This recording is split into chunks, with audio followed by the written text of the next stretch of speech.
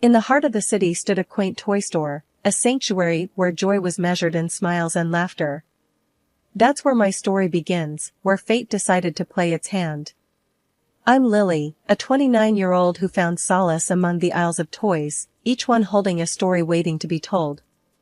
It was a regular day, the store buzzing with the usual chatter, when he walked in, Jake, the man who unknowingly was about to turn my world upside down.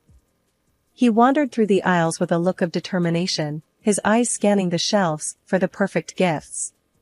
"Excuse me," he said, approaching me with a gentle smile, "I'm on a mission to find the coolest toys for the children of my friends. Any recommendations?" I smiled, pointing towards the latest action figures. "You can't go wrong with these. Kids love them, and they're our top sellers this month."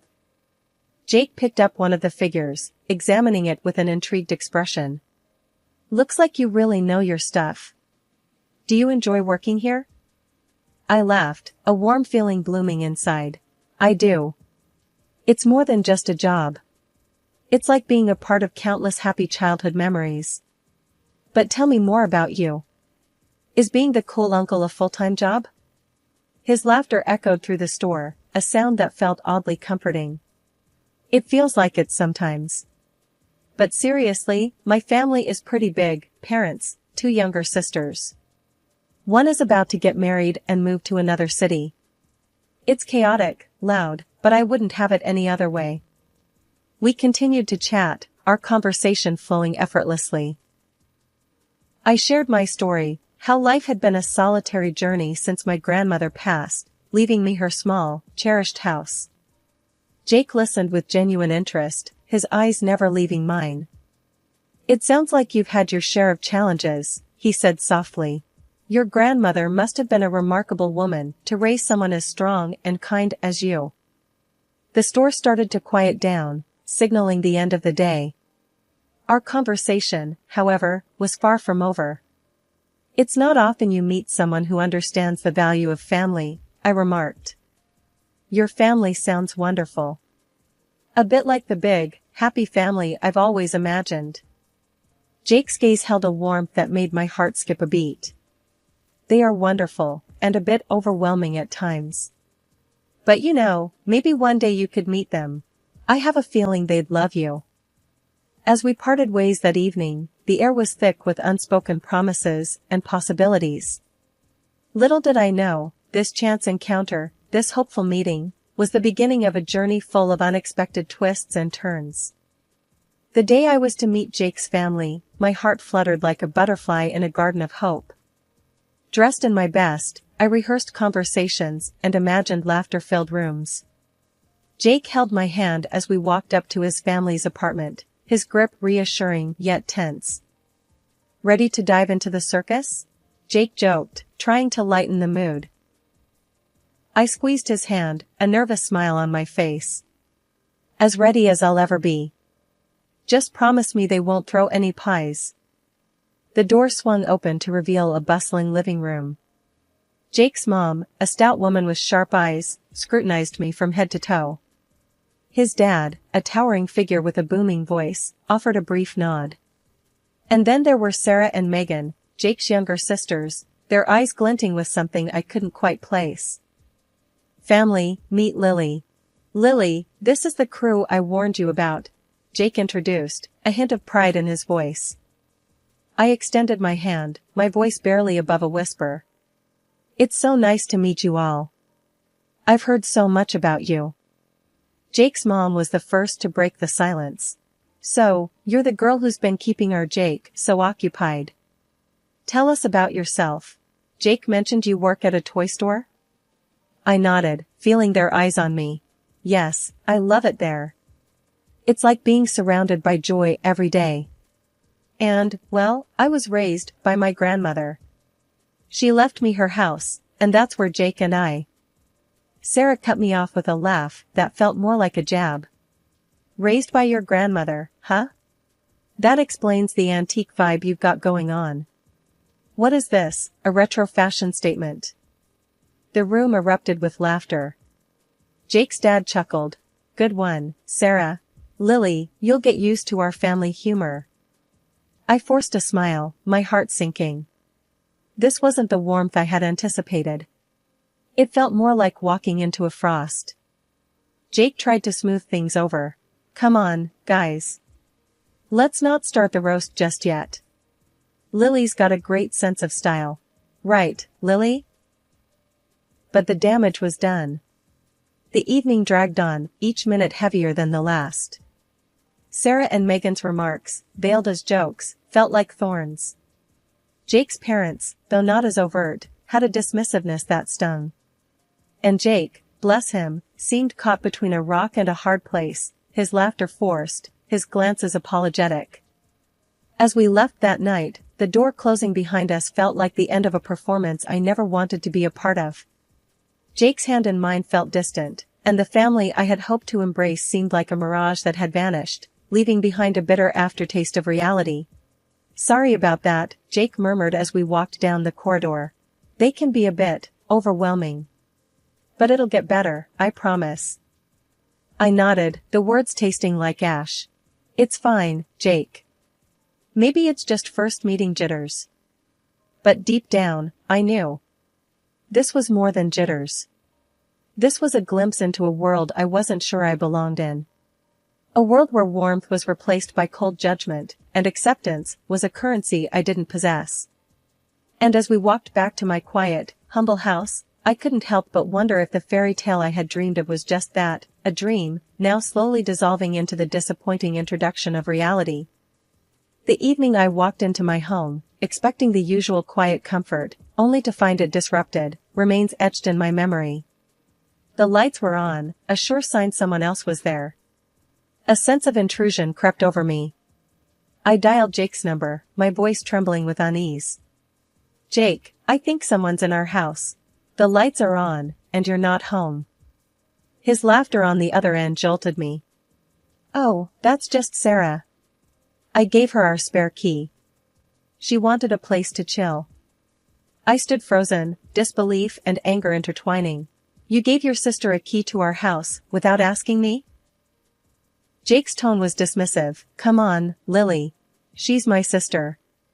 Plus, it's not like she's a stranger. As I entered the living room, there she was, Sarah, lounging on our couch, my personal laptop open in front of her. The sight felt like a violation of my private space. Sarah, what are you doing? That's my laptop, I said, my voice firm yet controlled. She didn't even bother looking up. Relax, Lily. We're family now. I figured what's yours is mine, right? That evening, when Jake returned, I confronted him. Jake, your sister can't just barge into our house and use my things without permission. It's not right. His response was infuriating. Lily, you're overreacting. She's just using the laptop. Don't make a big deal out of it. But it is a big deal to me, Jake. It's about respect and privacy, I argued, my frustration growing. Jake just shook his head. I don't see the problem here. She's family. You need to be more accommodating. From then on, Sarah's visits became a regular occurrence. She'd walk in whenever she pleased, treating our home like it was her own. It wasn't just the intrusion that bothered me, it was her complete disregard for our privacy. She'd leave dishes in the sink, move my things around, and never once asked if it was okay. Every time I brought it up with Jake, he brushed it off. She's just comfortable here. Isn't that a good thing? Why are you so hung up on these little things? But they weren't little things to me. They were the threads of respect and boundaries being pulled apart. My home, once my sanctuary, was now a free-for-all, and I felt like a guest in my own space. One day, I came home to find Sarah sprawled on the couch, a pile of her laundry on the living room floor. Sarah, this isn't a laundromat. You can't just do your laundry here, I said, my patience wearing thin. She rolled her eyes. Oh, please, Lily. It's not like I'm asking you to do it for me. Plus, your washer is way better than ours. I couldn't believe the audacity. This was more than just familial comfort, it was entitlement. And Jake's inability to see that, to stand up for our space, was driving a wedge between us. Weekends used to be my retreat, a time to unwind and recharge. But that changed when Jake's family decided our home was their new weekend getaway. It started one Saturday morning. I was greeted not by the quiet I cherished, but by the loud chatter and laughter of Jake's family sprawled across my living room. "Morning, Lily. Hope you don't mind, we thought we'd spend the day here. Our place is a bit cramped at the moment," Jake's mom announced cheerily as if they'd done nothing out of the ordinary. I stood there, dumbfounded, my private sanctuary turned into a public domain without my consent. Sure, I wasn't expecting visitors, but make yourselves at home," I managed to say, the words tasting bitter. Jake, who had seemingly forgotten the concept of personal space, chimed in. "Isn't it great, Lily? The more, the merrier, right?" The day dragged on, their presence an overbearing weight. The living room, once my haven of peace, was now a mess of loud conversations, clutter, and the overwhelming scent of food. They acted as if it was their right, their house. As the day turned into evening, Jake's mom called out from the chaos, "Lily, dear, could you whip up something for dinner? You're such a fantastic cook, and we're all famished." The audacity of the request left me reeling. "Actually, I was planning to order in tonight," I replied, trying to mask my frustration. Jake's dad laughed, a booming sound that filled the room. "Why order when we have a chef in the house? Come on, Lily, show us what you've got."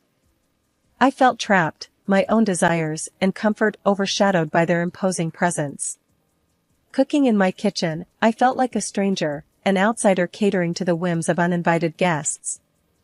Later that evening, I tried to talk to Jake about it. "Jake, this isn't working for me. Your family can't just take over our home every weekend." Jake, ever the family man, just shrugged. "They're just being family, Lily. This is what families do. You're overthinking it." "But it's our home, Jake. Our space. There should be limits, boundaries," I argued, my voice a mix of plea and demand. He didn't get it, or he chose not to. "Lily, they're not doing any harm. We have the space, why not share it?" I went to bed that night with a heavy heart, the sounds of their laughter and chatter a stark reminder of how my sanctuary had been breached. My home, my rules, my peace, all invaded without a second thought. And the man I shared my life with couldn't, or wouldn't, see the lines being crossed. The once peaceful sanctuary of my home had become a battlefield, the air thick with tension and unspoken words.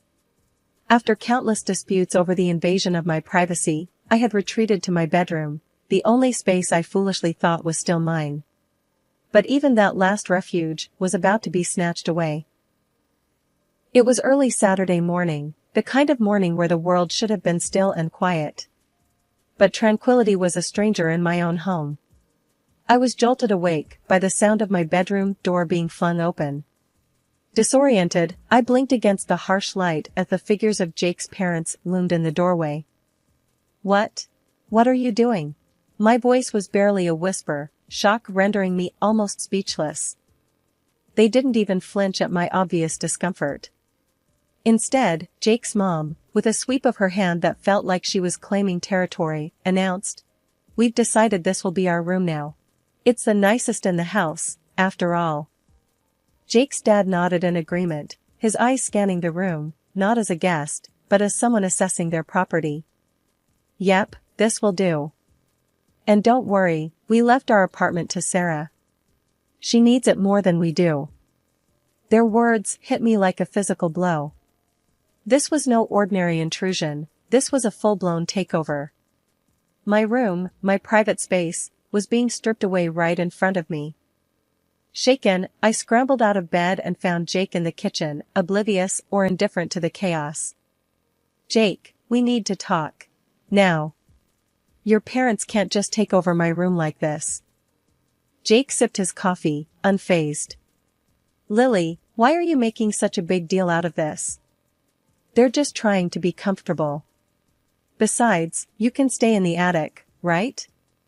His words stung more than I thought possible. The attic? Jake, are you listening to yourself? This is my house, and your family is treating it like a hotel. He shrugged, a gesture that spoke volumes of where his loyalties lay. Well, it's their house too now. You can fix up the attic. It could be a nice project for you. I stood there, disbelief and rage coursing through me. My home, my sanctuary, was being carved up and handed out like slices of pie, and the man I had pledged my life to was holding the knife. As Jake walked away, leaving me to grapple with the reality of the situation, I realized I was alone in this fight. The home I had built, the life I had envisioned, was being dismantled, piece by piece. And the one person who should have been my partner, my ally, was the architect of my despair. But as I stood in the shell of what used to be my refuge, a fierce determination took root. This was my home, my life, and I wasn't about to let it be taken from me. The battle lines were drawn, and I, Lily, was ready to reclaim what was rightfully mine. The night before Jake and his family left for the wedding, the house was thick with tension and unspoken words. They laid down their plans, like a king dictating to his subjects. We're off tomorrow, Lily, for Megan's wedding. You'll have the house to yourself for a week. Should be plenty of time to get your new attic room ready, Jake's mom declared with a smirk. Jake chimed in, a cold look in his eyes. Yeah, Lily. It's only fair. Mom and Dad need the space. It's a small sacrifice, really. Their laughter echoed through the house, a cruel soundtrack to the mockery of my life. The door closed behind them the next morning, the silence they left behind heavy with the weight of their words. But as the sound of their car faded away, a new resolve rose within me. I had always thought a big family was a blessing, but their presence in my life had turned into a curse, one I was determined to break. The first step was clear and unwavering. I marched to the local hardware store, the determination in my steps ringing louder than the jingle of the door as I entered. I need new locks for my house, I declared to the clerk, my voice a mixture of resolve and newfound strength. As I returned home, the new locks in hand, each click and turn of the screws as I installed them felt like a proclamation of my independence, a reclamation of my space. This house, filled with memories of my grandmother and the dreams I had for my own life, was mine and mine alone. With the new locks firmly in place, I turned my attention to the next task. Jake's belongings, once scattered throughout the house, were methodically packed away. Each item I placed in the boxes was like shedding a layer of the life I no longer recognized. As the week passed, my anticipation grew. The day of their return loomed over me, but the fear that once might have gripped me had transformed into something fiercer, a readiness to confront whatever came next. And then the day arrived. The sound of their car pulling up, the confused voices as they found their keys no longer worked, the rising volume as reality set in, it was a symphony of my making. What's this, Lily? Playing games now? Open this door. Jake's voice was a mix of command and desperation, his words hammering against the firm resolve that shielded me. I opened the window slightly, my voice steady and unwavering. It's no game, Jake. It's reality. The reality where I reclaim my home and my life. Your things are outside. You can take them and go. His mom's voice cut through next, sharp and accusatory. You think you can just throw us out like trash? After we welcomed you into our family? The irony of her words almost made me laugh. Welcomed? No, you invaded, you disrespected, and you overstepped every boundary. This is my home, and it's time you all accepted that. The voices rose, a cacophony of disbelief and anger. Jake's dad, his voice booming, joined in. You can't do this to us, Lily. We're family. Family sticks together. I shook my head, a slight smile playing on my lips. Family respects each other. Family supports and loves, not belittles and takes over. What you call sticking together felt more like being trapped. That's not family, that's a hostage situation. Their pleas turned into threats, their threats into insults. But with each word they hurled at me, my resolve only grew stronger. I had built a fortress, not just of locks and doors, but of self-respect and dignity. As the reality of the situation settled in, Jake's voice, once full of authority, now trembled with a hint of realization. "Lily, please. Let's talk about this. We can sort it out." But the time for talking had passed long ago. "There's nothing left to talk about, Jake. I gave you and your family every chance to be part of my life, my home. But you chose to treat it like a free-for-all. You chose to stand by and watch as they disrespected me, in my own home. That was your choice. Now, this is mine." The neighbors, drawn by the commotion, watched from a distance. Whispers and glances were exchanged, the drama unfolding before them, a stark reminder of how quickly the veneer of civility can crack. And when the noise became too much, when the insults and the banging on the door threatened to breach my newfound peace, I called the authorities. The arrival of the police was the final punctuation in a long and exhausting sentence. I explained the situation, my voice a testament to the journey I had been on. The officers, their faces a blend of sympathy and professionalism, turned to Jake and his family. "You need to leave now. If you refuse, we'll have to take further action." As they finally collected Jake's belongings and retreated, a profound sense of calm enveloped me. The house, once a battlefield, was now quiet. The door, once a revolving entry for disrespect, was now a barrier against it. A week had passed since I took a stand, the quiet in my home a stark contrast to the turmoil that had once reigned. I was sipping my coffee, the warmth a gentle reminder of the peace I had reclaimed, when a knock shattered the tranquility. It was Sarah, her face twisted in anger, standing on my doorstep like an unwelcome storm. "Lily, you think you're so high and mighty, kicking everyone out? You're nothing but a selfish, greedy woman." Sarah spat the words out, her voice dripping with resentment. I leaned against the doorframe, my stance firm. "Sarah, this is my home, and I will not be insulted in it. Your family overstayed their welcome, and I did what was necessary." She scoffed, her laugh harsh and jarring. "Necessary? You've turned everything upside down. I had the apartment to myself, and now? Now it's a circus again. Mom, Dad, Jake, all crammed in because of you." Her words were meant to wound, but I only felt a profound sense of relief. "That's not my problem, Sarah. You all made your choices, and now you're living with them." Sarah's face reddened, her anger a tangible force. "You can't just toss us aside like this. We're family." I shook my head, a sad smile on my lips. "Family doesn't treat each other the way you treated me. I gave you all chances, but you chose to ignore them. I deserve respect and peace in my own home." Her words became a blur, insults and accusations thrown aimlessly. But they no longer touched me. I had built a wall, not just of locks and doors, but of self-respect and resolve. As she continued her tirade, I realized the truth in her words. Her anger wasn't just about being thrown out, it was about the loss of her comfort, her space. And that realization only strengthened my resolve.